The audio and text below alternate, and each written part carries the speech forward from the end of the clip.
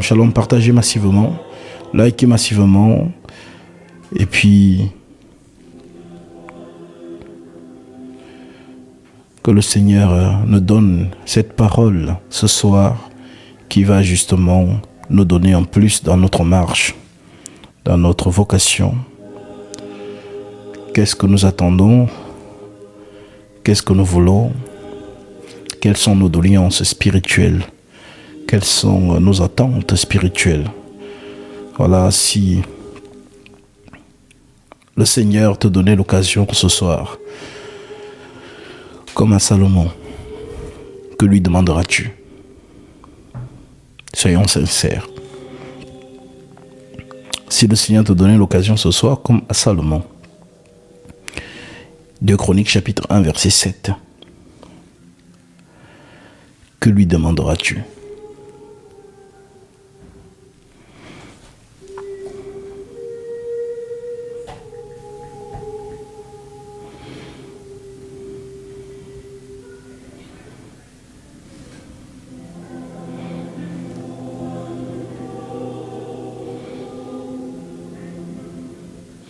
Souviens-toi de moi, Seigneur.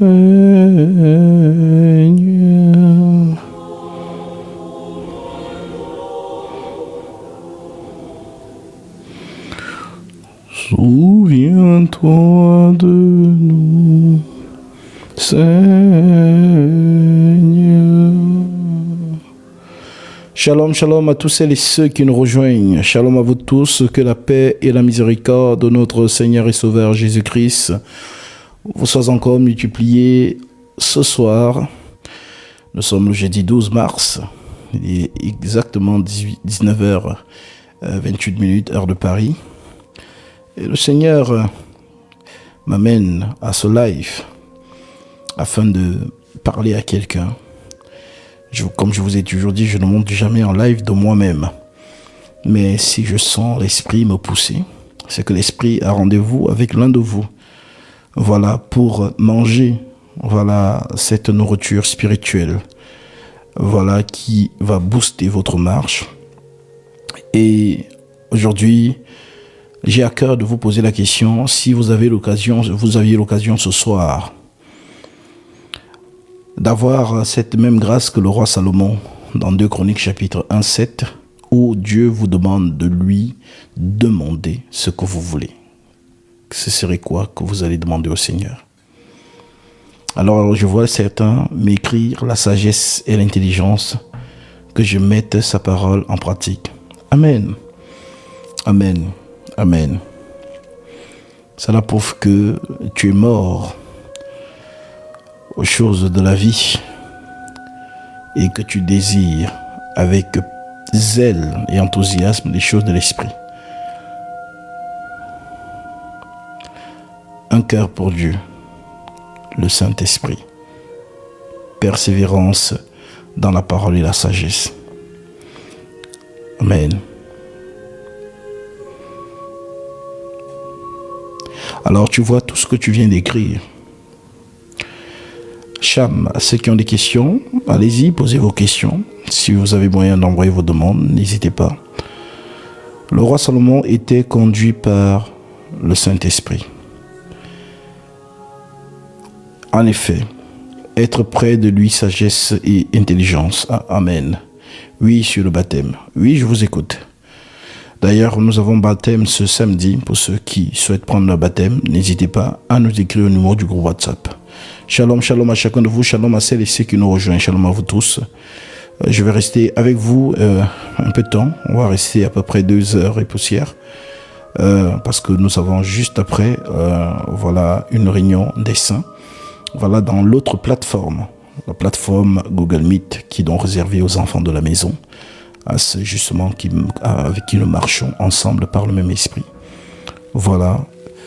Sous l'autorité de mon ministère, afin que le Seigneur nous communique encore ce soir quelques dons spirituels. Shalom à vous tous.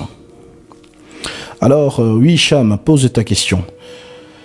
Et puis oui, le roi Salomon était conduit par l'Esprit Saint.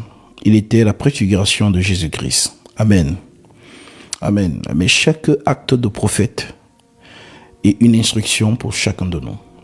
Nous devons savoir en tirer quelque chose de ce que nous lisons des prophètes. Voilà. Lorsqu'on lit les Écritures, voilà, il faut toujours saisir le message qu'il y a derrière un prophète. Notamment ici, dans 2 Chroniques chapitre 1, justement, concernant le prophète Salomon.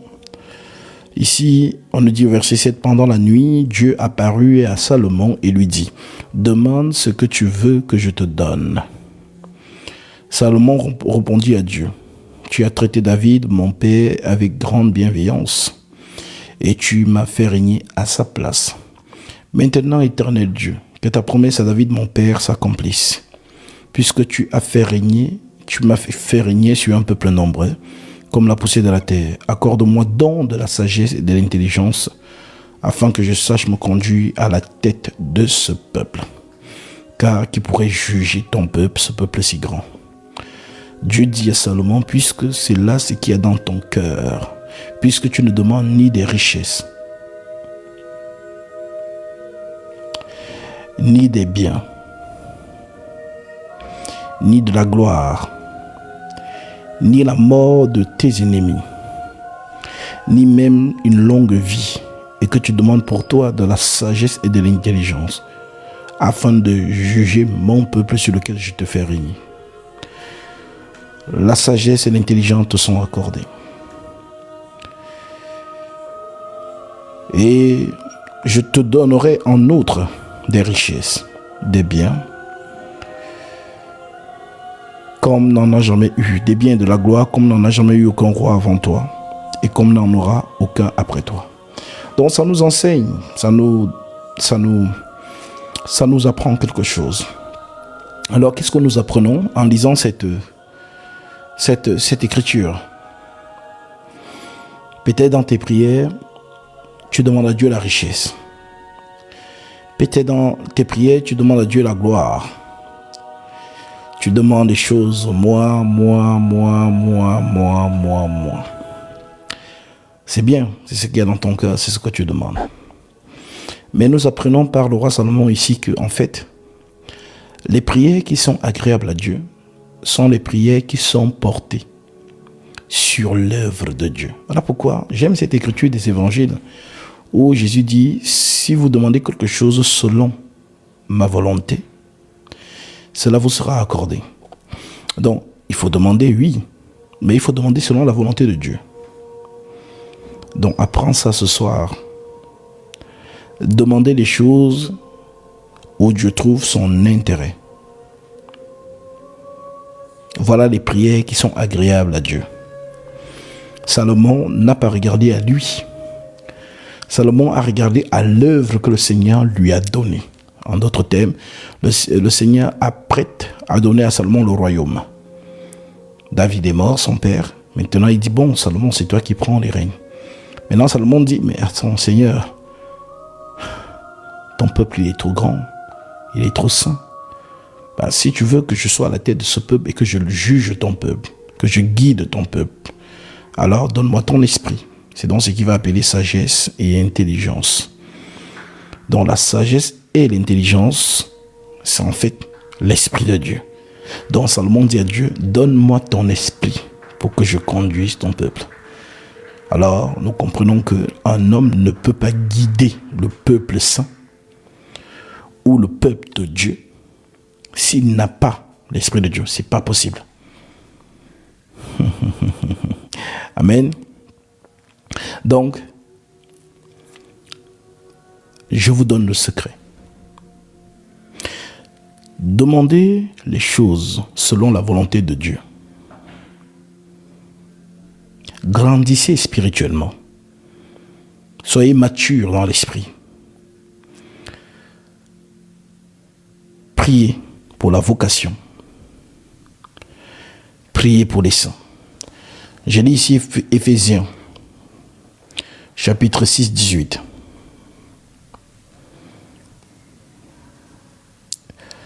L'Écriture dit quoi? Faites en tout temps, par l'Esprit, toutes sortes de prières. J'ai vu une personne qui se dit homme de Dieu sur la toile. Et en plus, tous font ça. Et c'est tellement bizarre que les gens ne voient pas la supercherie. C'est-à-dire qu'il va donner un exemple. Oh, moi je prie beaucoup. Oh, je prie ribobo, ribaba. Donc, il vient de simuler ce qu'ils font. Et c'est ce qu'ils appellent prière en esprit. Et pourtant, ce n'est pas la prière en esprit. Voyez-vous? Et justement, voilà pourquoi les gens, pour eux, parler en langue, c'est inventer une langue soi-même. Vous voyez le vice?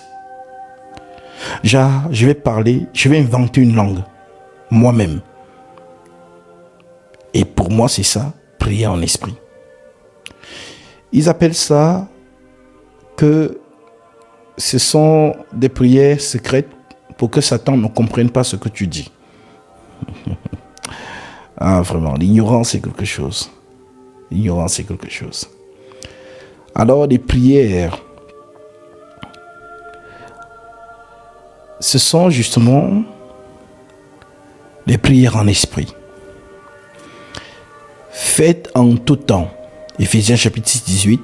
Faites en tout temps, par l'esprit, toutes sortes de prières et de supplications. Veillez à cela avec une entière persévérance. Et priez pour tous les saints. Priez pour tous les saints. Priez pour moi, qui est Paul, serviteur de Jésus-Christ. Maintenant, Paul sollicite la prière des saints. Priez pour moi.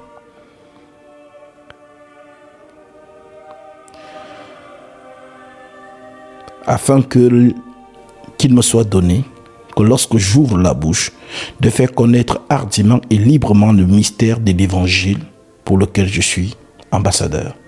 Ça veut dire que la prière des saints à l'endroit du ministère de l'apôtre Paul permet en sorte que le Seigneur arrose toujours. Le Seigneur, par la bouche de son oint, accorde à l'Église les mots, les paroles saintes qu'ils doivent recevoir de Jésus-Christ. Voilà ce qu'on appelle des prières selon la volonté de Dieu. Le Seigneur connaît nos cœurs. Le Seigneur sait ce que tu as besoin. En fait, ce n'est pas un Dieu qui n'entend pas, il entend. Ce n'est pas un Dieu qui ne voit pas ta souffrance, il voit. Vous savez, dans la spiritualité, il y a des réalités. Je dis souvent aux miens, ceux qui se sont attachés à mon ministère, que lorsque vous ne comprenez pas quelque chose dans la grâce, tournez-vous vers la loi. Je répète, lorsque vous ne comprenez pas quelque chose dans la grâce, orientez-vous vers la loi. Allez apprendre dans la loi pour comprendre la grâce. Ça veut dire quoi? Tu as une situation et tu te poses la question, mais Dieu a marché avec le peuple d'Israël. Amen. Dieu a donné des ordonnances au peuple d'Israël. Amen. Alors, lorsqu'un enfant d'Israël avait tel sujet, telle complication, telle demande, comment il faisait? Et là, tu fouilles ça dans la loi. Et tu vas voir que voilà comment ce Dieu agit. Maintenant, dans la grâce, comment il a changé les choses. Voilà comment on comprend comment le Seigneur agit. Et on met en pratique ce qu'il attend de nous. Et nous recevrons ce qu'il nous lui demandons. Ce que nous lui demandons. Alors oui, Éphésiens 6, 18, faites en tout temps par l'Esprit toutes sortes de prières encore un escroc, un voleur. Lorsqu'on est un homme qu'on assume, on montre son visage. Et puis les escrocs, c'est au commissariat qu'on leur porte plainte. Mais si tu vois un escroc en liberté, ça veut dire qu'il est légal. Voilà. Donc, tu te sens fort comme ton faux profil. Parfois, il faut montrer au visage. Ok? Voilà. Donc, ce n'est pas toi qui as parlé, c'est le démon qui habite en toi. Voilà. Je pense que tu peux donc dormir avec cette haine qui va t'anéantir toi-même, qui va te consumer comme ton cœur noir. Donc, voilà ce que le Seigneur attend de nous. De prier conformément à sa volonté. D'ailleurs, je vais vous donner une écriture dans l'Évangile.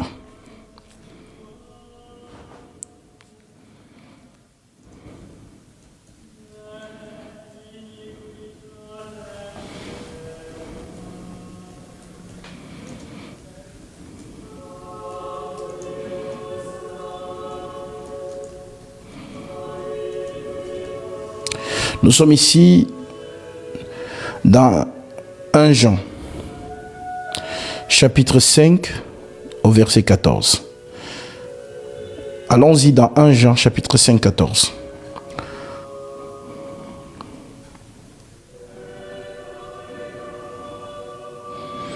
Notre Dieu n'est pas un marabout. Tu dois le comprendre, chrétienne, chrétien. Ton Dieu n'est pas un marabout. Voilà. Chez le marabout, vous êtes motivé. Quand vous partez vous asseoir dans ces cases-là, quand le marabout va te dire, quand tu vas dire au marabout, marabout, je veux ça. Je veux ça, je veux ça, je veux ça. Le marabout va dire, ah, ça c'est facile. Mais, pas à n'importe quel prix. Il faut donner ça. Il faut donner ça. Là, tu ne dis pas que le marabout c'est un faux marabout. Non. Tu vas t'atteler à ce que le marabout a demandé et tu vas donner. Voilà l'état d'esprit de beaucoup de gens. Vous savez, je suis en tant qu'homme de Dieu. Vous vous imaginez bien que les gens viennent vers moi et j'entends des choses. L'homme est bizarre. Alors, quand le marabout te dit donne ceci, tu le fais. Pourquoi? Parce que tu as confiance que en lui donnant ce qu'il t'a demandé pour ce que tu veux, il va travailler et tu auras le résultat de ce que tu as demandé. Mais si vous êtes capable de mettre la foi dans la table des démons, pourquoi manquez-vous de foi dans la table de Dieu? Alors oui, on ne se moque pas du Seigneur. Dans 1 Jean chapitre 5, verset 14, l'apôtre Jean nous dit, « Nous avons auprès de lui cette assurance, que si nous demandons quelque chose, selon sa volonté, il nous écoute. » Alors, oui, si nous demandons quelque chose, c'est Jean qui dit. Donc vous les chrétiens qui pensez que Dieu c'est un marabout. Non, Dieu n'est pas un marabout. Dieu est dans sa parole. C'est un Dieu qui agit par sa parole. Si tu ne mets pas sa parole en pratique, pourquoi espères-tu avoir quelque chose?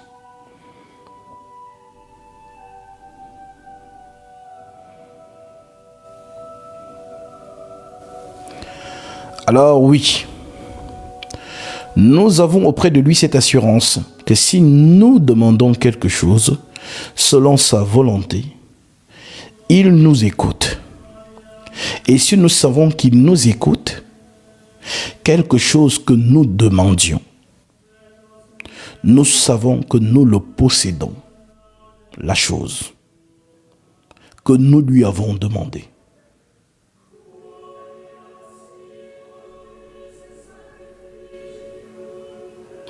Voilà la parole que Dieu te libère ce soir. Fais-en donc bon usage. Et arrête de croire que Dieu, c'est un marabout. C'est pas un marabout. C'est un Dieu qui est derrière sa parole pour l'accomplir. Le Seigneur Jésus dit, celui qui donnera seulement un verre d'eau froide à l'un de ses petits parce qu'il est mon ouvrier, mon disciple dans d'autres versions, ou mon serviteur, il ne manquera pas sa récompense. Ces versets-là, pour vous, c'est comme si ça n'existe pas. C'est comme si en fait, Dieu, on veut que tu nous donnes, mais pas par le schéma que tu nous as donné. Donne-nous parce qu'on pleure. Donne-nous parce qu'on se plaint. Non, il ne fonctionne pas comme ça.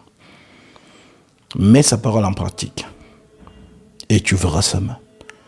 Ne mets pas sa parole en pratique et tu ne verras rien. Il est derrière sa parole pour l'accomplir.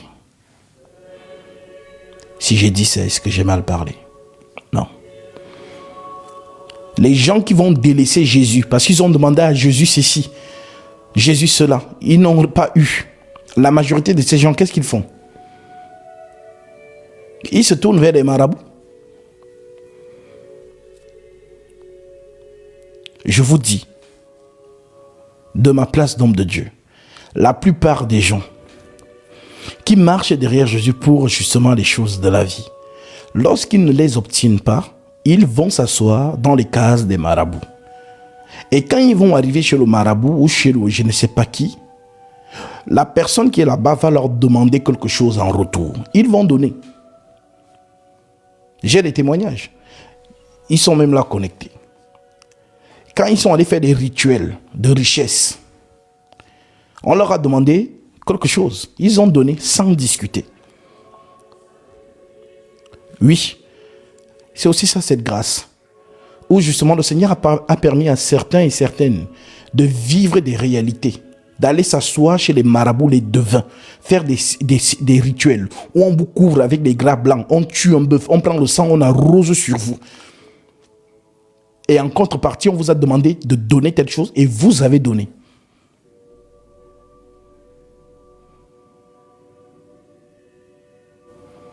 Alors, bien-aimés, on ne peut pas marcher dans la table des démons et manger dans la table de Dieu. Notre Dieu n'est pas un marabout, il marche dans sa parole. Tu mets sa parole en pratique, tu vois sa main. Tu ne la mets pas en pratique, tu ne vois pas sa main. Alors, béni soit ceux qui entendent la parole de Dieu et la mettent en pratique. Béni soit la bonne terre qui entend la parole et qui la comprend. Elle porte du fruit. Tout simplement. Continuez à tester Dieu, à penser qu'il est un marabout. Il n'est pas un marabout. Alors, voici donc les conseils du Saint-Esprit au travers les apôtres concernant nos besoins. 1 Jean 5, 14. Notez tous ces versets que je vous donne là. Et vous allez vous regarder devant ces versets comme dans un miroir. Toi-même, tu vas t'auto-juger. Tu vas faire l'examen de conscience. Est-ce que je fais ce que l'Écriture me dit? Si oui, alors Dieu est Dieu. Il ne se trompe pas. Mais j'ai fait ça, ça n'a pas marché. Pourquoi? Ça veut dire que tu as fait mal. L'apôtre Jacques nous dit, vous demandez et vous ne recevez pas parce que vous demandez mal. Pourquoi? Dans le but de satisfaire vos envies. C'est ce que Jacques dit.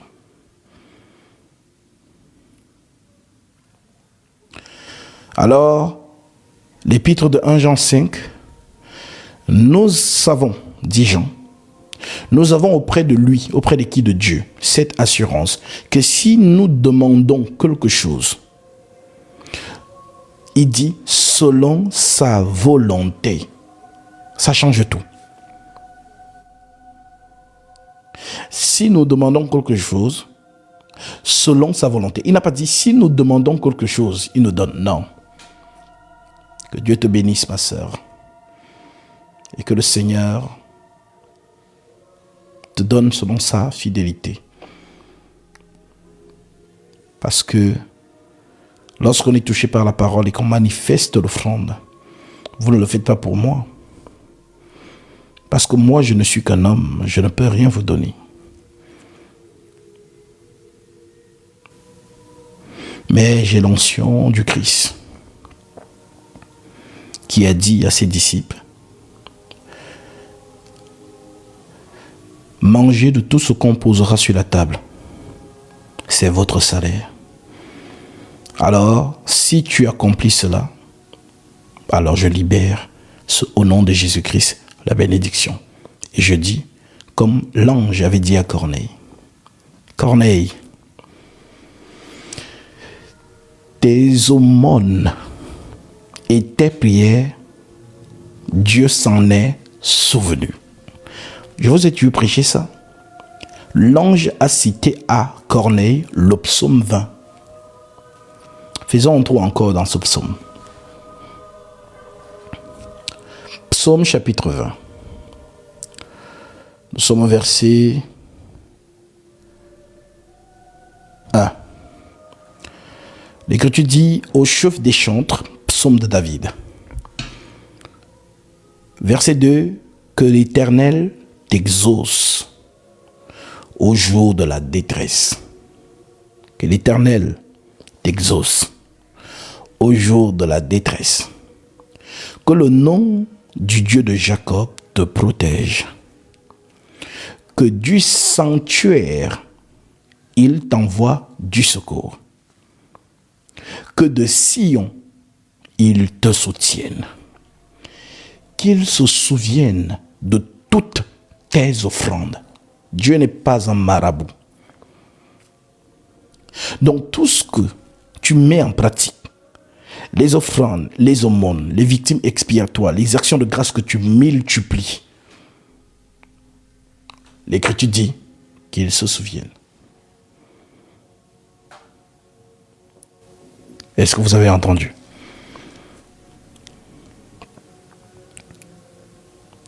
Qu'il se souvienne, il doit se souvenir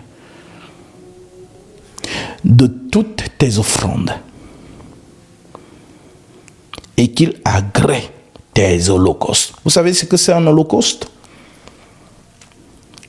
C'est aussi ça que l'apôtre Paul appelle dans les épîtres victimes expiatoires.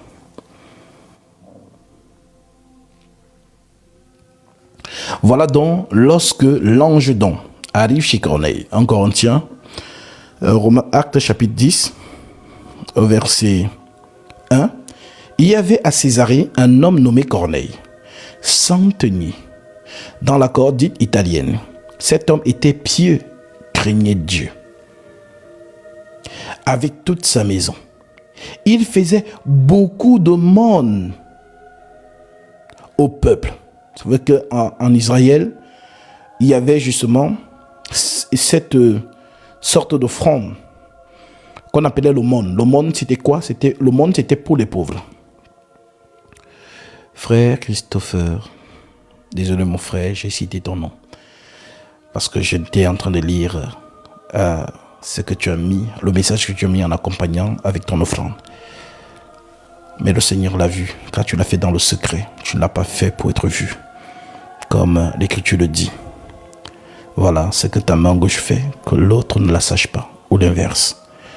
Alors que le Seigneur se souvienne de ton offrande et qu'il te bénisse conformément à sa fidélité. Alors, comme je le disais tantôt, il y avait ce qu'on appelait l'aumône dans la loi. Et d'ailleurs, ceux qui justement recevaient justement les aumônes, ainsi de suite, qui recevaient les aumônes, ça c'est en général dans les lieux publics, notamment le portique du temple du roi Salomon, c'est-à-dire dans la maison du trésor. Et tout le monde qui passait donnait quelque chose. Maintenant, Corneille, lui justement, c'était récurrent chez lui. Il dit ceci. Il dit, il y avait à Césarée un homme nommé Corneille, centenier dans la cour dite italienne. Cet homme était pieux et craignez Dieu. Bien-aimé, on a besoin de cette grâce. Toi aussi, tu as besoin que l'ange entre chez toi. Ça, ce n'est pas l'Ancien Testament, hein, c'est le Nouveau Testament. Corneille n'est pas différent de toi. Corneille n'est pas différent de nous. Mais l'ange de lumière est entré chez lui. Tellement cet homme, il n'était pas encore chrétien, non. Mais c'était un homme qui avait déjà c'est-à-dire que, vous savez, comme je dis souvent, les enfants de Dieu sur la terre, Dieu connaît ses enfants. Même si tu n'es pas encore converti, Dieu te connaît. Même tous ces enfants qui sont encore dispersés dans les fausses croyances. Dieu connaît ses enfants. Et dites-vous qu'un enfant de Dieu a toujours ses mœurs. Jusqu'au jour où il se convertit. Oui. Parce que Dieu a une heure spéciale pour chacune de ses brebis. Oui, toi, quand tu as été converti, ce n'est pas de la même manière que l'autre a été converti. Ça veut dire que tu as eu la manière à laquelle Dieu est venu vers toi.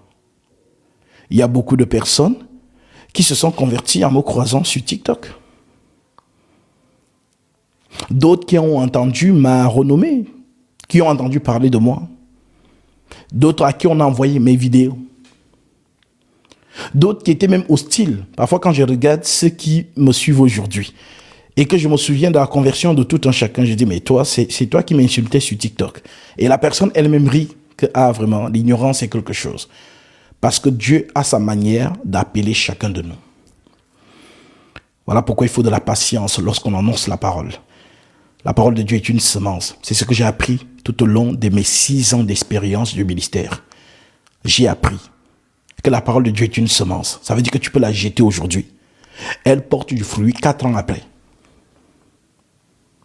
C'est ce que j'ai appris tout au long de cette petite expérience que Dieu m'a donnée.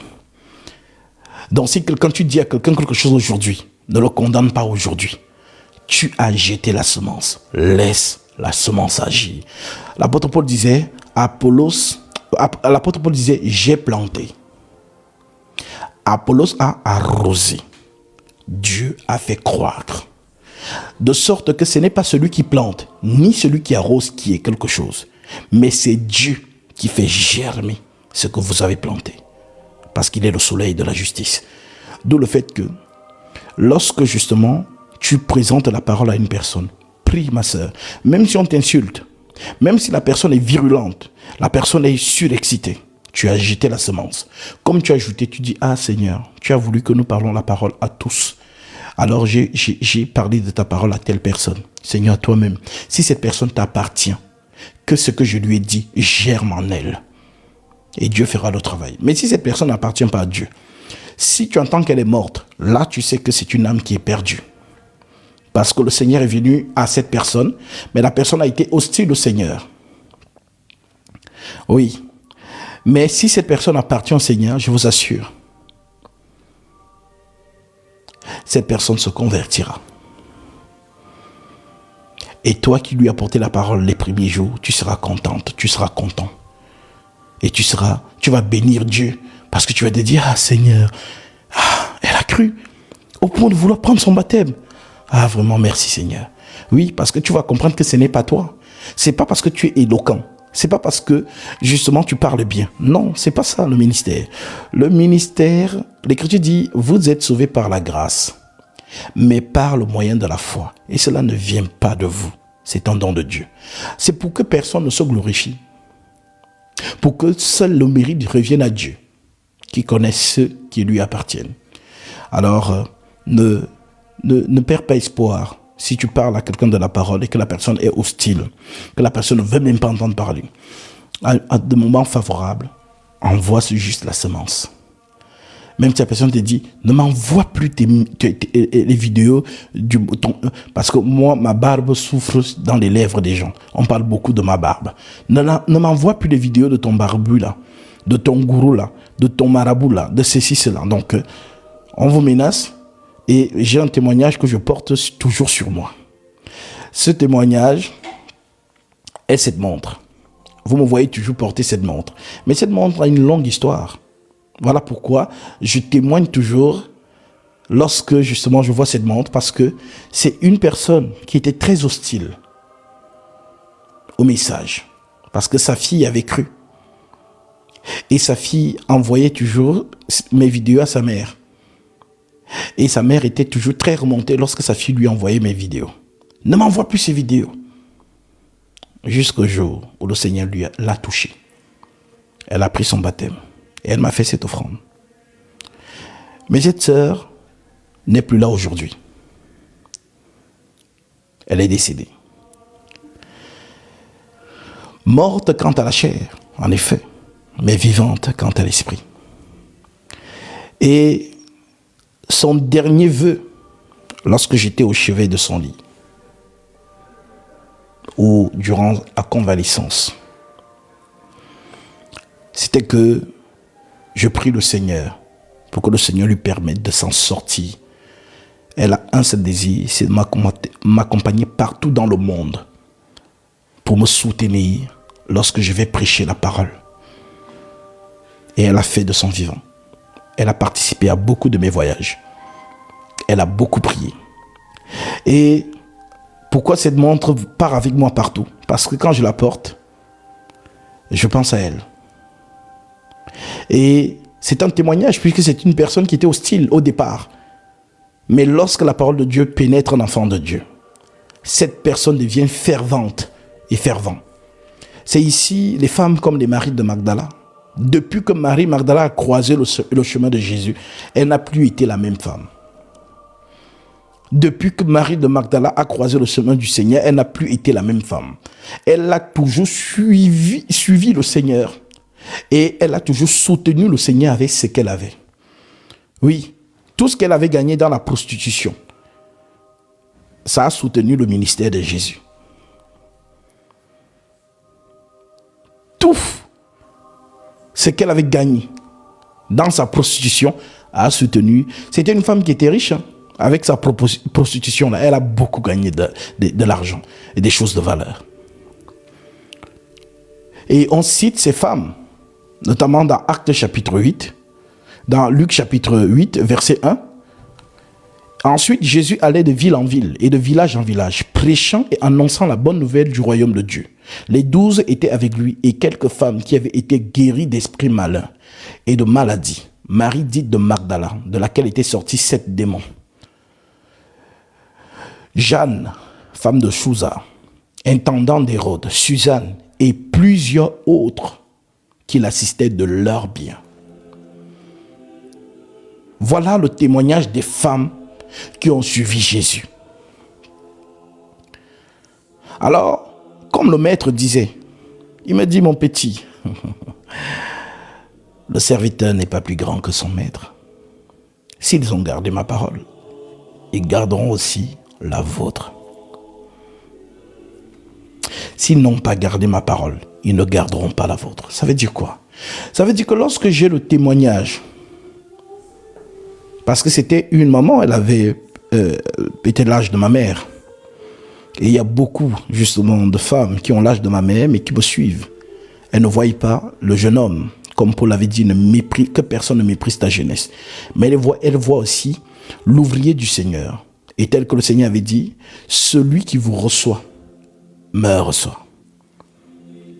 Celui qui me reçoit, celui qui vous reçoit, me reçoit.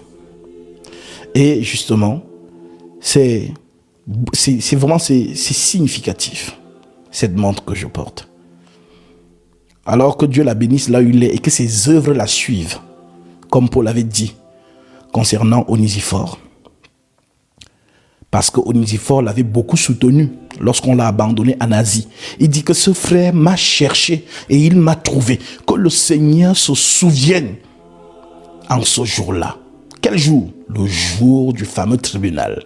Tel qu'il est écrit, il nous faut tous comparaître devant le tribunal de Christ afin que chacun reçoive le bien ou le mal qu'il aura fait étant dans sa chair. Alors oui, il faut souvent témoigner. Et je porte cette montre en signe parce que c'était son dernier vœu. Son dernier vœu, c'était que si elle s'en sort cette fois-ci, tous les voyages, partout où je vais me déplacer, elle ne sera plus là seulement pour financer, mais pour m'accompagner dans ces déplacements. Et j'ai dit à ma sœur, si le Seigneur le veut, tu te lèveras. Mais si le Seigneur a décidé que tu dois aller dormir, tu iras dormir. Cette sœur faisait toujours le trajet. Quand on a les communions fraternelles à Paris, elle part de Suisse avec justement sa maladie et elle assistait. Ce sont des personnes qui ont été vivantes dans leur foi, c'est-à-dire dès le laps de temps, parce qu'il y a ce qu'on appelle la conversion et les fruits de la conversion. Ça veut dire qu'il y a des gens qui vont prendre leur baptême, mais par la suite, tu ne vas pas voir les fruits de la repentance. Ce seront des personnes inactives dans le Seigneur, ce seront des personnes, voilà, donc qui ne montrent pas qu'il y a quelque chose qui s'est passé dans son esprit. Il y a d'autres, lorsque ceux-ci se convertit ou celle-ci se convertit, elle est active dès cet instant jusqu'à la fin. Jusqu'à la fin. Donc, le laps de temps de sa conversion et le jour, parce que j'ai été témoin, lors de son baptême, elle a reçu l'Esprit Saint et s'est mise à parler en esprit. Et justement, après, elle a été active dans les communions fraternelles. Elle voulait toujours héberger justement les communions des saints. Justement, toujours, voilà, qu'est-ce qu'on peut faire pour le Seigneur, ainsi de suite et tout. Toujours là, jusqu'au jour où justement le Seigneur a décidé que ma servante va te reposer. Et elle a allé se reposer. Alors, oui. Il y a même des personnes, c'est elle. Toi, tu étais déjà dans le Seigneur, mais c'est toi qui as contribué à ce qu'elle puisse se convertir. Mais le jour où elle se convertit, elle devient plus zélée que la personne qui l'a même amenée au milieu de l'assemblée. Alors, que le Seigneur se souvienne des œuvres des saints. Ce que vous faites dans votre marche résonne dans l'éternité.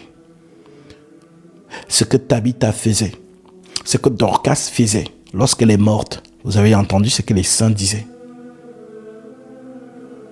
Vos œuvres vous suivent. Votre témoignage vous suit. Alors, ne faites pas les choses pour être vu des hommes, mais faites-le pour être vu du Seigneur. Pour que le Seigneur voie vos bonnes œuvres, le fruit que vous portez. Alors que celles et ceux qui ont les oreilles pour entendre, entendent. Et à chaque fois que je prêche, voilà, la parole de Dieu, et que je regarde la montre, je me souviens d'elle. Elle me disait, ah vraiment frère, qu'est-ce que je n'ai pas fait?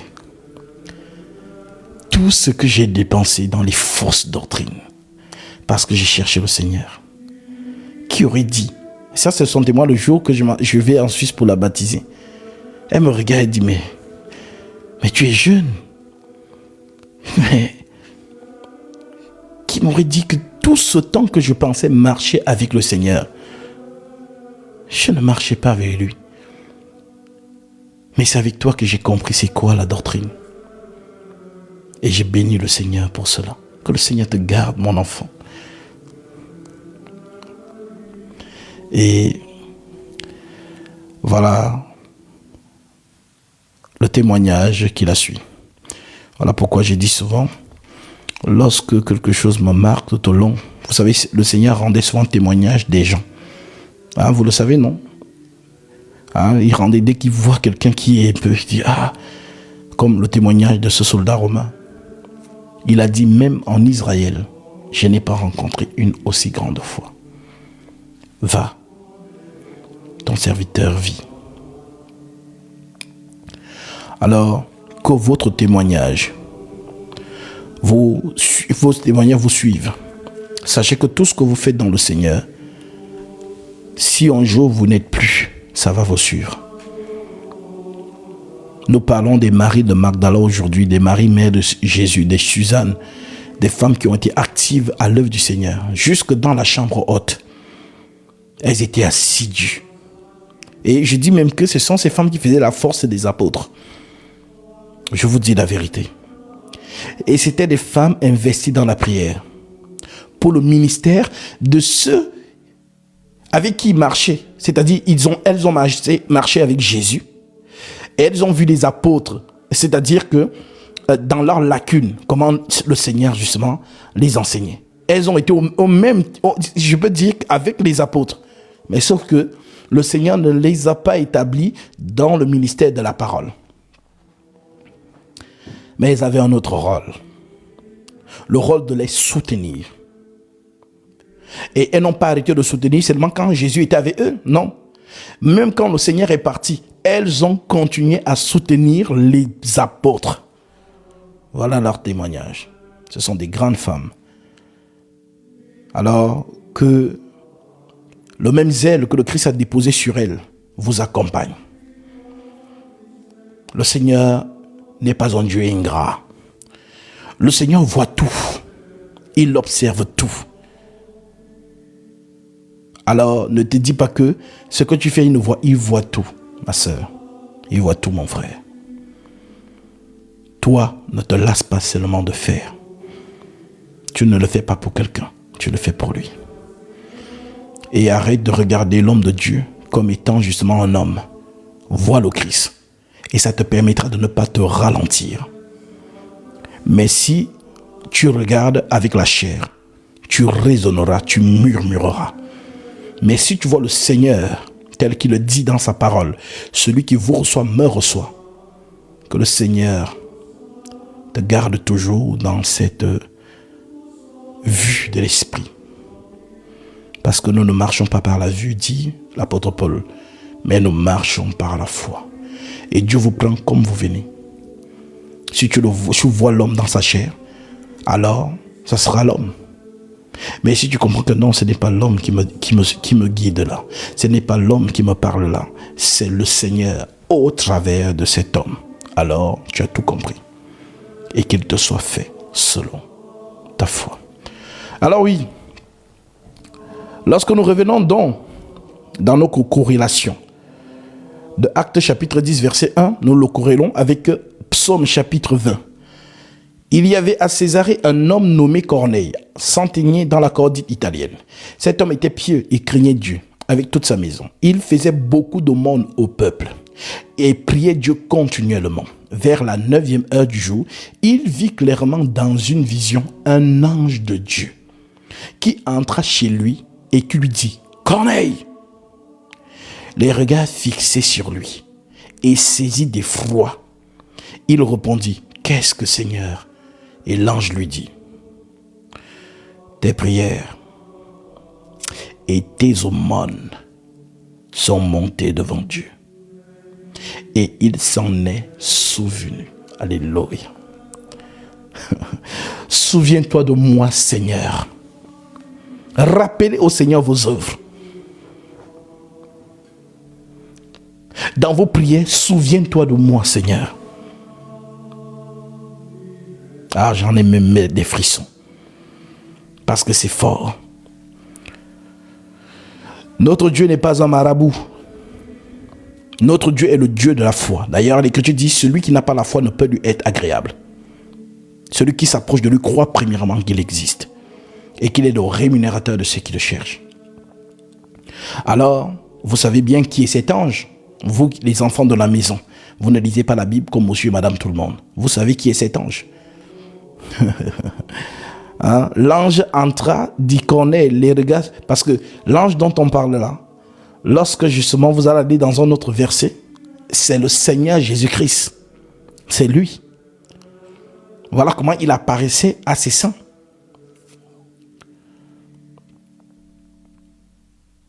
Même dans la prison, lorsqu'il délivre Pierre, Pierre pense toujours que c'est un ange. Pourtant, c'est le Seigneur. Parce qu'il a dit qu'il sera avec nous tous les jours jusqu'à la fin du monde. Il l'a dit. Je serai avec vous tous les jours jusqu'à la fin du monde. C'est vous qui ne croyez pas qu'il n'est pas là. Mais lui, c'est un Dieu qui est derrière sa parole pour l'accomplir. Il est avec nous tous les jours. Même lorsque nous sommes réunis en communion fraternelle, en fraction du pain, en prière, en communion fraternelle, le Seigneur est là. C'est vous qui ne le voyez pas. Mais il est là, se délectant de votre réunion, se délectant de votre cœur sincère. Parce que vous pouvez vaquer à vos occupations. Vous pouvez être dans les choses de la vie. Mais vous avez sacrifié ces choses pour venir communier, former ce qu'on appelle l'édifice spirituel. Dieu n'est pas insensible à cela. Ça montre que ce n'est plus toi qui vis. C'est Jésus-Christ qui vit en toi. Lorsqu'on s'est converti, en fait, c'est pas un slogan, ce verset. Ce verset n'est pas un slogan. Ce verset est une réalité. Ce n'est plus moi qui vis, c'est Christ qui vit en moi. Et si Christ vit réellement en moi, alors justement, tout ce que je fais dans ma vie tourne autour de la parole. Tourne autour de la parole. Donc, on ne croit pas en Jésus à moitié. Que non, Jésus, ça, bon, voilà, je te donne une moitié, moi aussi je prends la moitié. Non. Lorsque nous sommes en Christ, nous sommes morts. D'ailleurs, même c'est ce que signifie notre baptême. Le baptême, c'est mourir. C'est-à-dire, toi, tu renonces à toi-même. Pour ceux qui n'ont pas compris l'image de ça, la caricature, c'est l'Égypte et le désert. Entre l'Égypte et le désert, il y a quoi? Il y a la mer. Hein? Vous comprenez? Ceux qui n'ont jamais compris cette scène d'Exode. Entre l'Égypte et le désert, il y a la mer. Maintenant, quand tu regardes, voilà le message qu'on t'envoie.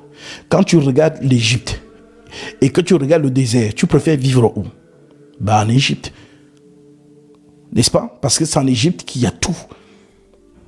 Tout ce que notre chair a besoin est en Égypte. C'est d'ailleurs pourquoi les enfants d'Israël ont regretté l'Égypte dans le désert, pour ceux qui ne le savent pas. Je vous rafraîchis la mémoire. Parce que si vous ne comprenez pas ces choses, en fait, vous ne pouvez pas porter vraiment le fruit adéquat.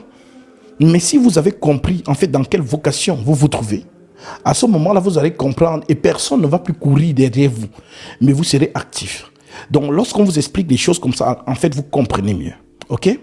Donc, je vais prendre Nombre. Nombre chapitre 11. Nombre chapitre 11,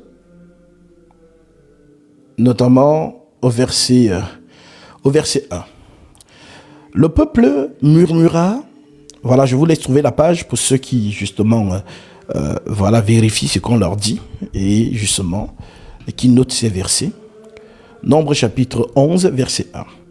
Le peuple murmura et cela déplut aux oreilles de l'Éternel. Lorsque l'Éternel l'entendit, sa colère s'enflamma. Le feu de l'Éternel s'alluma parmi eux et dévora l'extrémité du camp. Le peuple cria à Moïse. Moïse pria l'Éternel et le feu s'arrêta. On donna à ce lieu le nom de Tabéra, parce que le feu de l'Éternel s'était allumé parmi eux. Parce que le Dieu de la loi, là, il était vraiment bizarre. Vous faites un peu les choses qu'il n'aime pas. Il envoie seulement soit la maladie, soit le feu. Soit vous mourrez. Voilà. Donc, c'était un Dieu, quand il vous dirige, il vous guide, voilà, ne soyez pas dans la chair, sinon vous allez périr. Hein? Mais voilà, nous allons donc comprendre par la suite sa douceur, justement, avec le Christ. Le peuple cria à Moïse. Moïse pria à l'Éternel et l'Éternel arrêta le feu.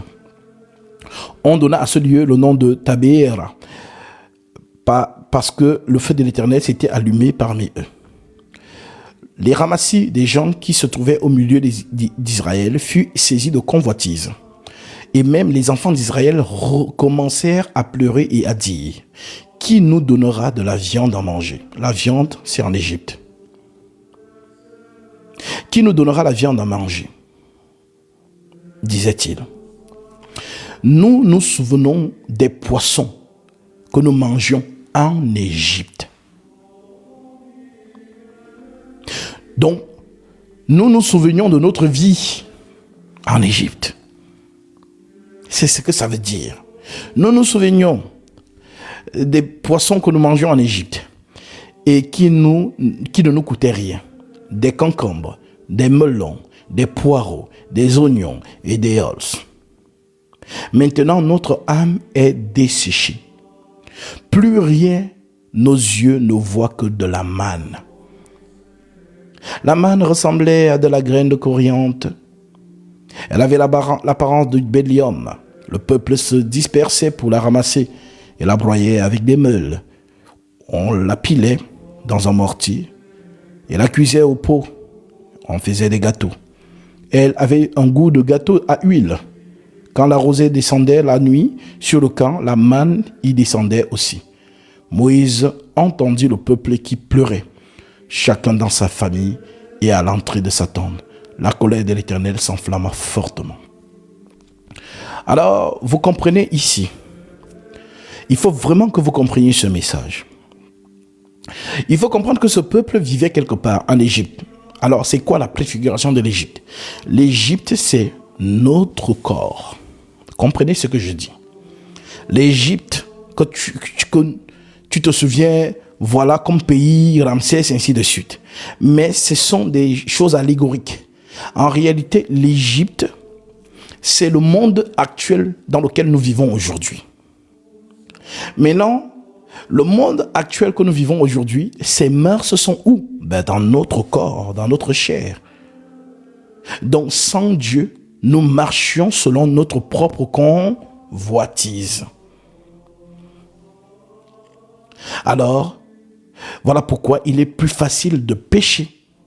Il est plus facile d'être dans des choses que notre corps réclame. Nous sommes des jeunes. Et puis, on peut vivre selon les plaisirs de notre jeunesse. Mais en fait, on se prive. Mais pour qui? Mais parce que nous avons suivi l'exemple de notre Dieu. Voilà donc la différence entre ceux qui vivent en Égypte et nous qui avons renoncé à nous-mêmes. Alors, renoncer à nous-mêmes, c'est donc sortir de l'Égypte. Alors, ce peuple est sorti de l'Égypte. Ce peuple donc arrive devant la mer. Mais il n'y a pas de chemin pour traverser, pour aller au désert. Alors, qu'est-ce qui va se passer? Le chemin sera frayé. Ce chemin frayé, ça veut dire que la mer qui était là, il n'y avait pas de chemin. Mais le chemin frayé, c'est qui? C'est le Seigneur Jésus-Christ. Qui est donc ce chemin-là? Je suis le chemin. Alors ce chemin frayé, les enfants d'Israël vont donc l'emprunter, vont sortir de l'Égypte et se retrouveront au désert. C'est bye bye l'Égypte. Maintenant dans le désert, il fait chaud. Il n'y a pas de bois de nuit là-bas. Il n'y a pas de concombres, il n'y a rien. C'est la chaleur.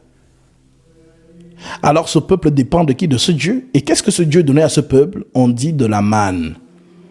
Voilà pourquoi ils disent que leurs yeux ne voient que de la manne. En fait, ils sont dégoûtés de la manne. Et ils commencent donc à se rappeler les choses de l'Égypte. Et à cause de ça, ils vont donc mourir. Beaucoup vont mourir dans le désert à cause de ça. Parce qu'ils ont méprisé la nourriture de Dieu et ils ont considéré celle de l'Égypte. Voilà pourquoi, mon frère, en ce qui te concerne, ma sœur, en ce qui te concerne, tu as entendu parler de la parole de Jésus-Christ. Tu as été touché. Et tu as donc décidé de sortir de ton ancienne vie. De venir entrer dans l'eau. Sauf que quand tu es venu entrer dans l'eau là, peut-être que tu ne réalises pas l'acte que tu as fait. Peut-être que tu ne la réalises pas. Il faut donc qu'on te rappelle que l'acte que tu as fait, c'est l'acte de la mort.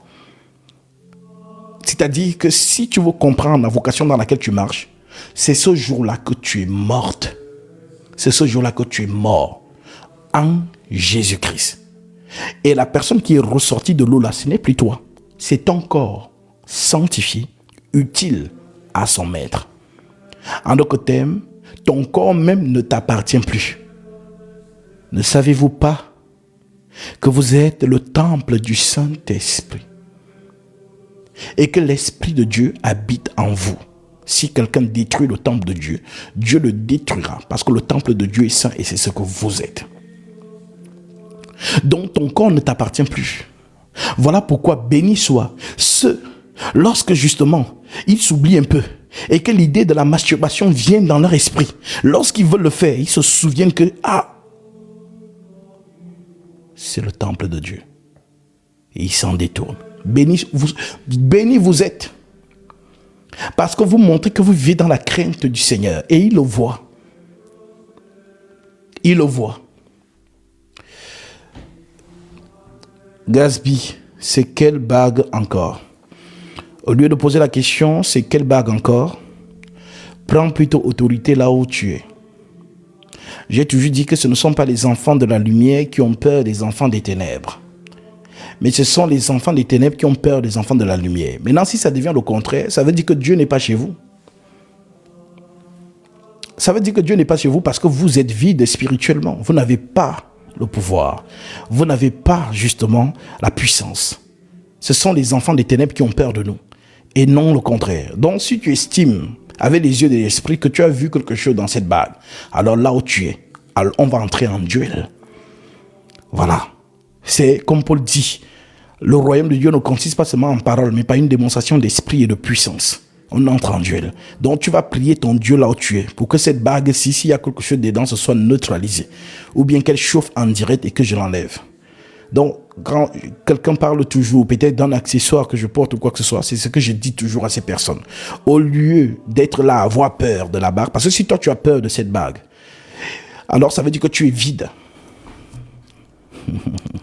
Tu es vide. Parce que si tu as peur de cette bague, tu auras aussi peur de la bague de Joseph en Égypte. Tu sais que l'anneau royal que le pharaon portait, il a enlevé ça, il a mis ça sur le doigt de Joseph. Pour dire que nous avons la domination. Voilà. Donc, ce n'est pas aux enfants de la lumière d'avoir peur des enfants des ténèbres. C'est le contraire. Ok? Parce que l'Écriture dit, celui qui habite en nous est plus puissant que celui qui est dans le monde. Si vous n'avez pas cette assurance dans votre esprit, c'est qu'il y a un problème. Ok? Donc, voilà, je réponds ainsi à titre pour tous ceux qui vont être, oh, regarde sa bague et tout. Sachez que ce sont des personnes vides. Ce sont des personnes vides. Qui n'ont pas l'esprit. Et qui justement le démontrent parce qu'ils ont peur. Le Seigneur nous a donné la puissance de marcher sur toute la puissance de l'ennemi. Est-ce que c'est faux? Je vous ai donné le pouvoir de marcher sur toute la puissance de l'ennemi.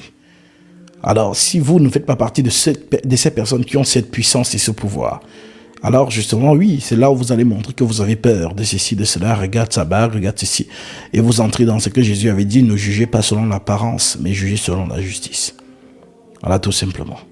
Voilà pourquoi moi, je n'ai peur de personne. Parce que je suis conscient de l'esprit qui habite en moi. Et c'est l'esprit supérieur. Ok? Donc, voilà, c'est toujours ça. Lorsqu'on vous dit la vérité, sois humble. Parce que même le Seigneur Jésus-Christ a été victime. Tellement il était puissant en parole et en esprit, qu'on le traitait justement d'orgueilleux de tous les noms. Voilà, c'est ce problème que vous avez. Lorsqu'une personne est supérieure en vous en sagesse et qui le démontre, oh, tu n'es pas humble. Non. Si je ne suis pas humble selon vous, ça ne m'intéresse pas. Mais si c'est selon Dieu que je ne suis pas humble, à ce moment-là, oui, je dois changer mon cœur.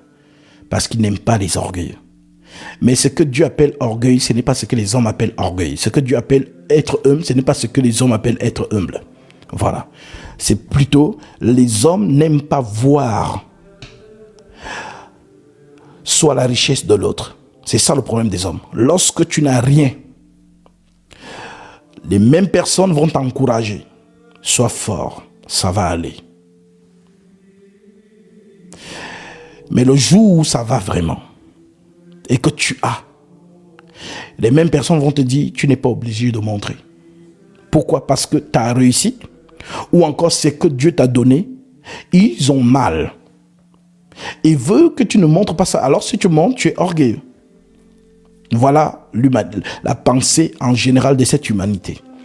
Quand vous n'avez rien, si vous voyez quelqu'un, par exemple démuni, qui n'a rien, poster sa vie de misère, allez lire les commentaires. Oh, ça va aller. Sois fort. Ah, vraiment, que Dieu te soit favorable. Mais dès l'instant où ça change, on commence à te voir, mais dans une vie de premier ordre.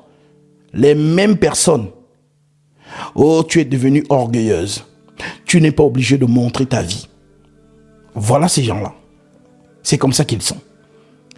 Et il n'y a pas plus sorcier que ça. Une personne. Vous savez, je dis souvent que ceux qui ont l'habitude d'avoir la même vie, ça ne les fait ni chaud ni froid. Mais c'est quand quelqu'un a toujours eu faim, on va dire ça comme ça, qui n'aime pas voir l'autre manger. S'il a faim, tout le monde doit avoir faim. S'il est malade, tout le monde doit être malade. Mais il est inadmissible qu'il soit malade et toi tu sois en santé. Ça veut dire que Dieu fait des favoritismes. Dieu t'aime plus que lui. Voilà la pensée de ces personnes. Donc ne soyez jamais, et c'est un conseil que je vous donne, si par exemple vous êtes très brillant, que ce soit intellectuellement, et que justement on veut toujours vous réduire au silence, parce que justement le fait que vous soyez peut-être intelligent, ça dérange les gens. Pour la bonne grâce, ne changez pas. Montrez toujours que vous êtes intelligent. Ne changez pas pour eux. Voilà. Parce qu'ils veulent vous dominer. Parce que ce que vous avez leur frustre, en fait. Donc n'entrez pas dans cette... Et c'est le pourquoi, justement, le Seigneur voit les cœurs. En fait, dans tout ce que vous faites, sachez que Dieu regarde le cœur. On dit qu'il sonde les cœurs et les reins. Si vraiment, dans ton cœur, c'est pour narguer ceux qui n'ont pas, ça veut dire que tu as à manger et tu nargues ceux qui n'ont pas à manger, là Dieu voit cela de ton cœur. Et ce n'est pas agréable. Mais si tu manges, parce que tu te réjouis de ce que Dieu t'a donné, il voit aussi ton cœur. Maintenant, celui qui n'a pas et qui t'envie parce que tu manges, c'est lui qui pêche. Dans les 10 commandements, on dit que tu ne dois pas porter justement envie à autrui. Voilà la réalité des gens. Voilà, donc beaucoup, ce sont des jaloux. L'être humain est comme ça. Donc ne vous laissez pas intimider par justement ces choses-là. Au contraire, soyez vrais dans votre esprit. L'Écriture dit Dieu nous donne toutes choses pour que nous jouissions. 1 Timothée chapitre 6, notamment à partir du verset 16 en descendant. Le Seigneur nous donne toutes choses pour que nous jouissions. Donc ne soyez pas dans la fausse modestie. Quand Dieu a fait quelque chose pour quelqu'un, quand vous lisez ces évangiles-là, quand Dieu faisait quelque chose pour quelqu'un, il disait quoi à cette personne?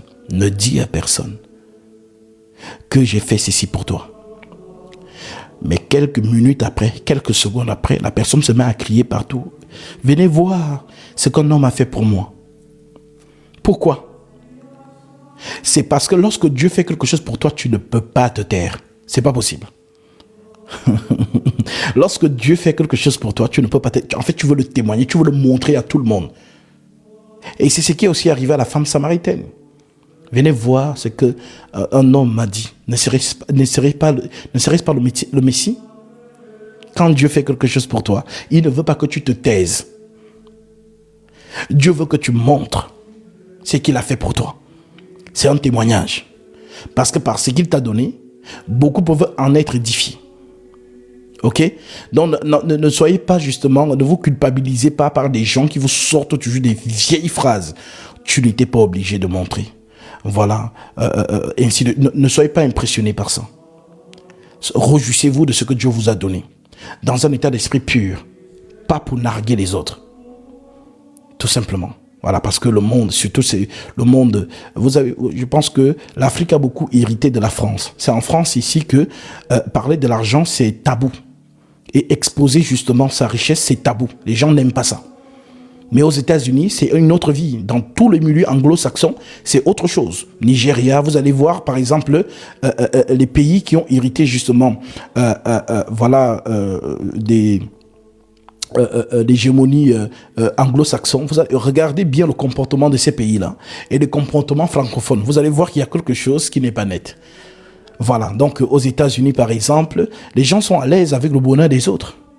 Les gens sont à l'aise avec. Ah, au contraire, la personne va te demander comment tu as fait. Donne-moi aussi le secret pour que je puisse aussi m'améliorer, ainsi de suite.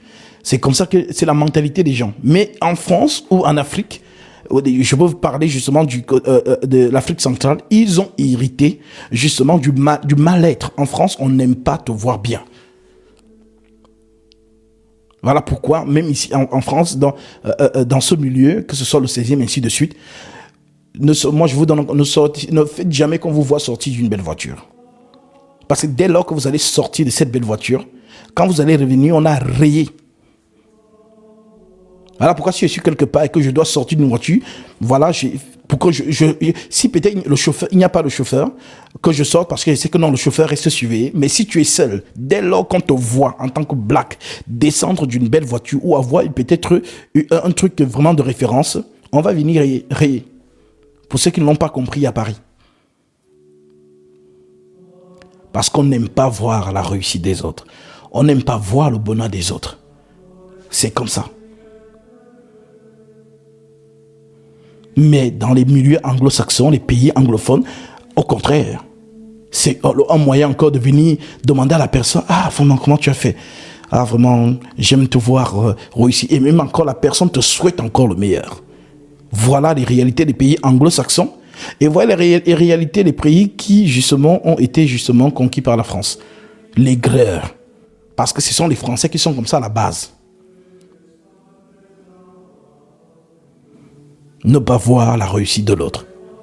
En France, c'est ce fameux disons, pour vivre mieux, il faut vivre caché. C'est en France. Dieu m'a béni, je veux cacher ce que Dieu m'a donné. Même s'il faut que je meure, je vais mourir avec ça. Mais je vais toujours exposer ce que le Seigneur a fait pour moi. Parce que lorsque je n'avais rien, vous m'avez encouragé. Oh, ça va aller. Oh, vraiment, sois en paix, vraiment. Oh, vraiment, Yako, hein, ça va aller. Ça va aller. Ça va aller. Mais dès lors que Dieu t'a béni là, soit tu es entré dans une loge, voilà. Parce que les gens pensent que non, le Seigneur Jésus-Christ lui aussi ne bénit pas. Non, soit tu es entré dans une loge, soit justement tu as fait un rituel, soit tu as fait ceci, soit voilà pourquoi en Afrique on n'est pas habitué qu'une personne réussisse. Si une personne a réussi force, même dans les familles, hein, si tu n'avais rien et que subitement tu as quelque chose, la famille va commencer à alerter les gens que vous avez entendu que la tante telle est morte. C'est lui qui a vendu. Les gens commencent à te voir d'un autre œil. En Afrique, ce sont des réalités que vous devez savoir. Parce que, voilà, c'est comme ça. C'est comme ça. Si les gens commencent à mourir autour de toi et que subitement tu es devenu bien, tout le monde va te soupçonner. Et on va commencer à parler justement que, tu n'as pas remarqué que depuis qu'il est devenu là, il y a l'oncle qui est... Voilà, ce sont des réalités. Voilà. Mais maintenant, alors soyez forts. Ne permettez à personne de vous enlever justement la joie que Dieu vous a donnée. La jouissance que Dieu vous a donnée. Ne permettez pas. Par des phrases telles que tu n'étais pas obligé de montrer. Aussi, ce sont des aigris. Ils sont tellement jaloux que quand ils voient ça, ils ne dorment pas. Ils ne dorment pas. Voilà. Donc, quand tu exposes le bienfait que Dieu t'a fait, ça enlève le sommeil à certaines personnes. Donc, voilà, soyez forts. Je sais que beaucoup, parfois, vous recevez souvent ce genre de messages. Oh, machin, tu as changé, hein. Voilà. Mais oui, parce que quand tu portais tes vêtements troués, ainsi de suite, on te disait, ça va aller. Et jamais tu vas voir que non, tu n'es pas obligé de montrer tes vêtements troués. On ne dit pas ça. Mais dès lors que tu mets quelque chose, on dit, ça c'est quelqu'un. Là, ça devient que, oh, mon frère, tu te prends pour qui? Tu penses que ceci, cela. Sois un peu humble. Non, non. Voilà, ce sont des personnes frustrées. Alors, j'espère que ces bons conseils vous serviront dans votre société ou dans votre entourage. Ce que le Seigneur veut, c'est que justement, nous aussi, nous jouissions de ce qu'il nous a donné. Voilà, je vous ai donné la référence, 1 Timothée chapitre 6, notamment à partir du verset 17. Voilà, donc le Seigneur nous donne toutes choses pour que nous jouissions, c'est écrit. Donc, jouissez de ce que Dieu vous donne. Mais faites-le justement dans un état d'esprit pur. Voilà, parce que quand Dieu a fait quelque chose pour toi, en fait, tu veux le témoigner sur tous les toits. Voilà pourquoi, dans l'évangile, lorsque Dieu, le Seigneur, faisait quelque chose pour quelqu'un, il disait à la personne, ne dites pas que c'est moi qui ai fait. Mais quelques minutes après, quelques secondes après, on voit la personne crier partout. Venez voir, c'est Jésus qui a fait ceci pour moi. Mais pourquoi il le fait? Parce qu'il ne peut pas contenir sa joie. Personne à qui le Seigneur a fait grâce veut garder ça. Voilà pourquoi même dans l'église, il y a ce qu'on appelle les témoignages. Imaginez-vous dans une assemblée des saints. Une sœur, par exemple, qui n'avait rien. Dieu lui fait grâce, elle a quelque chose. Elle vient donc témoigner. Oh, mes frères, je suis dans la joie. Regardez ce que le Seigneur a fait pour moi. Imaginez-vous les saints qui sont autour de là. Vraiment, Dieu a ses enfants préférés. Hein. Voilà, est-ce qu'il était obligé de témoigner? Oh non. Non, si Dieu donne à une personne, il doit donner à tout le monde. Ça, c'est du favoritisme. Imaginez-vous une assemblée dans un tel état d'esprit. Imaginez-vous. Donc, vous voyez donc pourquoi le témoignage sert. On dit que si quelqu'un, dans les épîtres, c'est ce qui est écrit, non? Si quelqu'un est joyeux, nous sommes joyeux avec cette personne. Si quelqu'un est dans le malheur, nous sommes aussi dans le malheur avec cette personne. Donc, c'est ça l'état d'esprit des saints. C'est ça la réalité des choses. Donc soyez fortifiés et que personne ne vous juge au sujet du manger ou du boire, tout simplement. Et puis pour ceux qui en veulent peut-être à ma bague, voilà, vous pouvez justement prier là où vous êtes. Et puis s'il y a quelque chose dans cette bague-là, voilà, votre puissance va anéantir cela, tout simplement. Donc, comme je le disais tantôt, Corneille reçoit la visitation de l'ange et justement, l'ange lui dit que, s'il est là, c'est que Dieu s'est souvenu de ses aumônes et de ses prières. Alors oui, Corneille est un homme comme nous. Nous aussi, en priant, nous pouvons avoir la visitation de l'ange. Ok? Donc, ce n'est pas seulement pour les autres, c'est pour nous. Alors, priez dans la volonté du Seigneur, pas dans notre volonté. On va encore répéter cette écriture.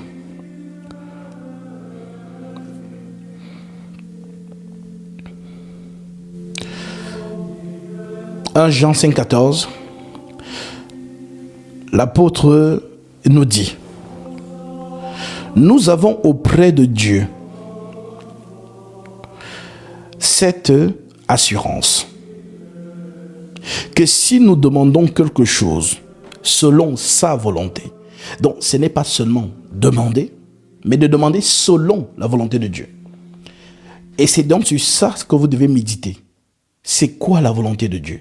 Ben, la volonté de Dieu, c'est de marcher, de mettre en pratique les choses de son œuvre. Donc, souciez-vous de l'œuvre de Dieu. Arrêtez de vous soucier de vous-même. D'ailleurs, le Seigneur nous l'interdit à nous les chrétiens. Rappelons cette écriture, c'est très important.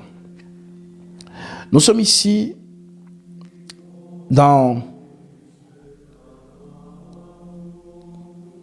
Matthieu chapitre 6. Je prends directement le verset 19. C'est un chapitre que beaucoup de personnes ont oublié. Mais sachez que toute parole de Jésus-Christ est esprit et vie. Comme je le dis souvent aux miens, les Écritures ne souffrent de rien. C'est nous qui manquons de foi. Les Écritures ne souffrent de rien. C'est nous qui manquons de foi. Alors, comme tu ne crois pas à ces Écritures et que tu n'adoptes pas ce que ces Écritures disent, comment espères-tu voir la main de Dieu? Non. Alors, ce Dieu nous recommande dans sa parole, notamment dans Matthieu chapitre 6. Ne vous amassez pas des trésors sur la terre, où la teigne et la rouille détruisent et où les voleurs percent et dérobent. Amassez-vous des trésors dans le ciel, où la teigne et la rouille ne détruisent point et où les voleurs ne percent ni ne dérobent. Car là où il y a ton trésor, là aussi sera ton cœur. Maintenant, Jésus dit, l'œil est la lampe du corps. Si ton œil est en bon état, tout ton corps sera éclairé. Mais si ton œil est en mauvais état, tout ton corps sera dans les ténèbres. Si donc la lumière qui est en toi est ténèbres, combien seront grandes ces ténèbres? En d'autres termes, qu'est-ce que cela veut dire? Cela veut dire, le Seigneur te dit que l'œil est la lampe de ton corps. Ça veut dire que si tu vois, ton corps est éclairé. Mais si tu ne vois pas, ton corps est dans les ténèbres. Alors, qu'est-ce qui nous permet de voir dans cette vocation? N'est-ce pas la parole de Jésus? Ta parole est une lampe à mes pieds, une lumière sur mes sentiers. Donc, marche à la lumière de la parole et tu verras la main de Dieu. C'est donc ce qui nous exprime dans l'œil et la lampe du corps, ainsi de suite. Ok? Maintenant, il continue en disant, nul ne peut servir deux maîtres. Car où il haïra l'un et aimera l'autre, ou il s'attachera à l'un et méprisera l'autre. Vous ne pouviez servir Dieu et Mammon. C'est pourquoi je vous dis, c'est le conseil que le Christ nous donne. C'est pourquoi je vous dis, ne vous inquiétez pas pour votre vie. Est-ce que tu t'inquiètes de ta vie? Si oui, est-ce que tu fais donc ce que Jésus a demandé? Tu vois déjà. Dès lors que tu es dans l'inquiétude, tu prouves que tu ne lui fais pas confiance. Parce qu'il t'a dit, ne t'inquiète pas pour ta vie. Est-ce que tu comprends maintenant? Ne t'inquiète pas pour ta vie. Si tu mets donc ça en pratique, tu verras. Non seulement le stress qui engendre d'autres maladies ne sera pas justement, ne te sera pas funeste. Parce que tu es dans une confiance. Père, tu es derrière ta parole pour l'accomplir. Je ne m'inquiète pas pour ma vie. C'est pourquoi je vous dis, ne vous inquiétez pas pour votre vie, de ce que vous mangerez, ni de ce que vous boirez, de ce que vous mangerez, ni pour votre corps, de quoi vous serez vêtu. La vie n'est-elle pas plus que la nourriture, et le corps plus que le vêtement? Regardez les oiseaux du ciel, ils ne sèment ni ne moissonnent, et votre Père se laisse les nourrir. Est-ce que cela veut donc dire que croisons les bras et ne travaillons pas? Non, c'est mal comprendre. Le Seigneur prend la nature à témoin pour montrer que, naturellement, les oiseaux n'ont pas de main. Donc, l'oiseau ne peut pas prendre la hache pour fendre le bois et vendre. L'oiseau ne peut pas justement aller s'aimer justement quelque chose. Il n'a pas les mains. Mais comme Dieu a prévu cela dans sa justement morphologie, Dieu ne lui a pas prévu des mains. Il a des ailes. Alors, comme Dieu n'a pas prévu des mains, qu'est-ce qu'il va donc faire? C'est Dieu lui-même qui va donc être les mains de l'oiseau. En d'autres termes, qui va nourrir les oiseaux. Voilà pourquoi les oiseaux, quand ils veulent manger, descendent, ils atterrissent sur le sol. Voilà, certains piquant même des fruits sur des arbres. D'autres même viennent justement, vous n'avez qu'à regarder les pigeons qui sont dans vos villes. Quand quelqu'un a un pain, il part, il commence à couper, il jette, il mange. Il est en train de les nourrir. Mais par qui? Par le Seigneur. Alors, il prend donc cet exemple pour dire que les pigeons ne s'inquiètent pas de ce qu'ils vont manger demain. Les oiseaux ne s'inquiètent pas de ce qu'ils vont boire demain. Ok? Regardez les oiseaux du ciel. Ils ne sèment ni ne moissonnent et ils n'amassent rien dans leur grenier. En d'autres termes, ils n'ont pas de compte épargne. Et votre Père se laisse les nourrir. Ne valez-vous pas beaucoup plus qu'eux? Donc Dieu dit que vous valez plus que les oiseaux. Alors si les oiseaux ne s'inquiètent pas, à plus forte raison, vous, qui de vous, par ces inquiétudes, peut ajouter une coudée à la durée de sa vie? Est-ce que c'est par tes inquiétudes que tu ne vas pas mourir? Donc, tu t'inquiètes pour rien. Tu te fais du mal pour rien. Alors, qui de vous, par ces inquiétudes, peut ajouter une coudée à sa vie? Et pourquoi vous inquiétez au sujet du vêtement? Considérez comment croissent les lys des champs. Il ne travaille ni ne file. Cependant, je vous le dis que Salomon, même dans toute sa gloire, n'a pas été vêtu comme l'un d'eux. Si Dieu revêt ainsi l'herbe des champs qui existe aujourd'hui et qui demain sera jeté au four, ne vous vêtira-t-il pas à plus forte raison, gens de peu de foi? Ne vous inquiétez donc point et ne dites pas que mangerons-nous, que boirons-nous, de quoi serons-nous vêtus? Car toutes ces choses, ce sont des païens qui les recherchent. Est-ce que toi, tu es donc païen? Non, n'est-ce pas? Tu es disciple du Christ. Alors pourquoi tu t'inquiètes? Fais confiance à la parole de ton Dieu. Donc, ton Dieu ne te dit pas reste les bras croisés. Parce que le Saint-Esprit nous exhorte par l'apôtre Paul notamment de travailler. 2 Thessaloniciens chapitre 3. Aucun chrétien ne doit être volontairement au chômage.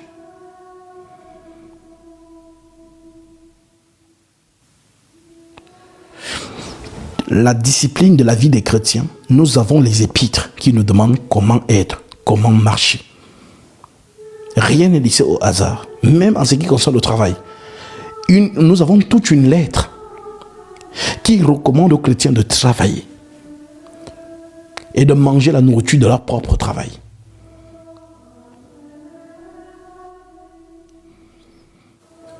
Car toutes ces choses sont les païens qui les recherchent. Votre Père Céleste sait que vous en avez besoin.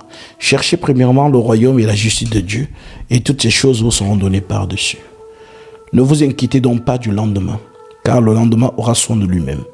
À chaque jour suffit sa peine. Le Seigneur a prononcé ces paroles il y a 2000 ans. Elles n'ont pas séché. Elles sont toujours vives. Parce que sa parole est esprit et vie, a-t-il dit.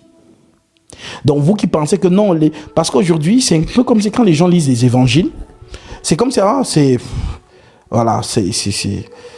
passé. Non, la parole est vivante. Sa parole est vivante. Alors oui, mets sa parole en pratique et tu verras sa main. Fais confiance au Seigneur dans ses déclarations et tu verras sa main. Alors, ce soir donc, le Seigneur a voulu que tu comprennes cela.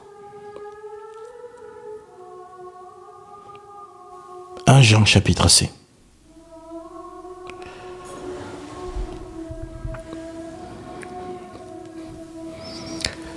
Nous avons auprès de lui cette assurance que si nous demandons quelque chose selon sa volonté, donc ce soir, tu vas dormir avec ce verset. Si nous demandons quelque chose selon sa volonté, pas seulement si nous demandons quelque chose. Si nous demandons quelque chose selon sa volonté, donc ce que tu demandes doit être selon la volonté de Dieu. Voilà, c'est ça en fait qui donne. Sinon, ne vous inquiétez pas, Satan donne aussi. Je disais au mari d'une sœur qui est devenue notre frère aujourd'hui, que pour devenir riche, chez nous au Cameroun, on dit que c'est facile. Il faut juste être courageux. Ouais. Pour devenir riche, c'est facile. C'est facile. Il faut juste être courageux. Il faut être en mesure de donner ce qu'on va te dire. Que si tu veux être riche, donne ceci. Et là, dès que tu donnes, tu deviens riche. Oui, tu deviens riche. Mais à quoi cela te sert si tu perds ton âme? C'est dans ça l'écriture. À quoi sert à l'homme de gagner le monde s'il perd son âme? Oui, parce que Satan, c'est un menteur. La seule monnaie que Satan prend, c'est l'âme. Il n'y a pas autre chose. Apprends ça ce soir. La seule monnaie, si Satan peut te demander quelque chose, c'est l'âme. Voilà pourquoi on parle des sacrifices. Des bébés. Sacrifice des nourrissons.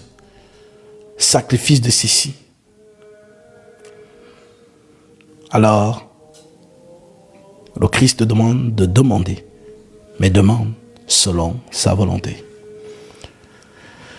Et pour que tu saches c'est quoi sa volonté, je termine donc avec ce que nous avons commencé avec en Chronique, chapitre 2, verset 7. Il est écrit: pendant la nuit, Dieu apparut à Salomon et lui dit: demande ce que tu veux que je te donne. Donc vous voyez que nous nous retrouvons dans la configuration de 1 Jean chapitre justement 5, 14. Donc Dieu apparaît à Salomon et lui dit: demande ce que tu veux que je te donne. Salomon répondit à Dieu: tu as traité David mon père avec une grande bienveillance et tu m'as fait régner à sa place. Maintenant, éternel Dieu, que ta promesse à David mon père s'accomplisse, puisque tu m'as fait régner sur un peuple nombreux, comme la poussière de la terre. Accorde-moi donc de la sagesse et de l'intelligence, afin que je sache me conduire à la tête de ce peuple. Car qui pourrait juger ce peuple si grand? Donc vous voyez que Salomon ne demande pas ce qu'il a besoin. Salomon ne dresse pas une liste. Seigneur, rends-moi milliardaire, donne-moi une longévité, fais en sorte que je puisse avoir une cape rouge qui me permet de voler dans le ciel. Et oui, parce que si une personne a la grâce que Dieu lui dit, demande-moi ce que je te donne, les gens vont demander ces choses, je vous assure. Mais Salomon ici va donc faire taire ses envies et justement révéler plutôt les intérêts de Dieu. Puisque si Dieu te nomme roi de son peuple, il faut que Dieu te donne aussi les capacités de pouvoir gérer son peuple. Et c'est donc ce que Salomon fait. C'est-à-dire, il va s'inquiéter de l'œuvre de Dieu en demandant à Dieu, donne-moi la sagesse et l'intelligence pour que je sache me conduire à la tête de ton peuple. Et la sagesse et l'intelligence, c'est quoi? C'est l'Esprit de Dieu, tout simplement. Voilà donc pourquoi Dieu dit, puisque c'est là ce qu'il y a dans ton cœur. Vous voyez que Dieu regarde toujours le cœur. Ça veut dire que tu peux déclarer les choses de bouche, mais Dieu voit tes desseins. Nul ne peut manipuler Dieu. Nul ne peut ruser Dieu. Dieu, il voit tout. Même le moindre battement de ton cœur, il entend. Donc tu ne peux pas le ruser, tu ne peux pas le mentir. Voilà donc pourquoi il regarde le cœur. Est-ce que ce qui sort de ta bouche est en harmonie, en osmose avec ce qu'il y a dans ton esprit? Oui. Alors oui, personne ne peut duper Dieu. Alors Dieu dit, puisque c'est là ce qu'il y a dans ton cœur, et puisque tu ne demandes ni des richesses, ni des biens, ni de la gloire, ni même la mort de tes ennemis, ni même une longue vie, et que tu demandes pour toi de la sagesse et de l'intelligence, la sagesse et l'intelligence te sont accordées. Je te donnerai en outre des richesses. C'est-à-dire, Salomon n'a pas demandé des richesses, mais Dieu est tellement fasciné, il est tellement admiratif de la prière de Salomon qu'il dit, waouh, quel homme. Moi, je reçois des prières des gens qui me demandent, je veux être riche, je veux la longévité, je veux la gloire, je veux ceci. Lui, il a donc l'occasion, parce que je l'aime. Je lui dis, bon, tu veux que je te donne quoi? Au lieu de me demander les choses que les hommes demandent, lui me demande plutôt mon esprit. Donc, t'aimes la sagesse et l'intelligence. Et ceci pour paître mon peuple Israël. Ok. La sagesse et l'intelligence te sont accordées. Et je t'ajoute ce que tu ne m'as pas demandé. Des richesses. Des biens. De la gloire. Comme n'en a jamais eu aucun roi avant toi. Et comme n'en aura aucun après toi. Alors oui, demandons des choses au Seigneur, mais selon sa volonté. Que Dieu vous bénisse. Nous sommes donc arrivés à la fin de ce live et je me retrouve directement dans la plateforme avec ceux qui sont de l'Assemblée. On se retrouve dans la plateforme Google Meet. Voilà pour la réunion des saints. Et que le Seigneur qui est fidèle est derrière sa parole, car je vous ai vu nombreuses et nombreuses manifester vos offrandes avec libéralité et sincérité. Alors, vous accomplissez donc ici Galates chapitre 6 à 7 qui déclare que celui à qui l'on enseigne la parole fasse part de tous ses biens à celui qui l'enseigne. Ne vous y trompez pas, on ne se moque pas de Dieu. Ce qu'on homme aura sémé, il le moissonnera aussi. Corélien Matthieu 10, le Seigneur déclare, l'ouvrier mérite sa nourriture. En entrant dans la maison, saluez-la. Si la maison en est digne, que votre Père vienne sur elle. Et si la maison n'en est pas digne, que votre Père retourne avec vous. Vous en êtes digne, car ce que vous avez donné, je vais manger. Comme les 3 hommes ont mangé chez Abraham et la bénédiction entrait dans sa demeure. Alors que par ses offrandes, le Seigneur vous accorde ce que votre cœur désire. Lui qui connaît vos prières et vos doléances, qu'il manifeste en vous également ses dons spirituels. Dans le don tout-puissant du Seigneur Jésus-Christ. Vous qui avez fait ces offrandes, vous vous reconnaîtrez. Soyez donc ici, abondamment bénis. Merci également à tous ceux et celles qui ont tapoté. Aujourd'hui, nous n'avons pas, justement, nous ne sommes pas restés très longtemps puisque je dois justement conduire et présider la réunion des saints. Voilà ce soir. Je suis même quasi en retard puisque le rendez-vous était pour 21h. Donc, on se retrouve dans la plateforme. Voilà tous les enfants du Seigneur. Et voilà, merci à tous celles et ceux qui ont suivi ce live, cet enseignement, cette exhortation. J'espère que le Seigneur vous a parlé, que le Seigneur vous a béni par ses dons spirituels et que vous en ferez bon usage, que vous méditerez sur ce que vous avez entendu, car tel que le dit la parole, la bonne terre est celle qui entend la parole et qui la comprend. elle porte du fruit. Alors j'espère que cette parole portera du fruit en vous et que par cela, vous justement pourrez justement toucher du doigt le Tout-Puissant et témoigner de ses bienfaits. Soyez forts, soyez engagés tout le long de votre vocation, tout le long de votre marche. Ne vous fatiguez pas, car vous obtiendrez le salut de vos âmes pour prix de votre foi, tel que l'a dit l'apôtre Pierre. Sur ce, je vous dis shalom. Et puis, ceux qui sont avec nous dans la maison, on se retrouve sur la plateforme Google Meet. Shalom à vous. C'était votre frère Gatsby.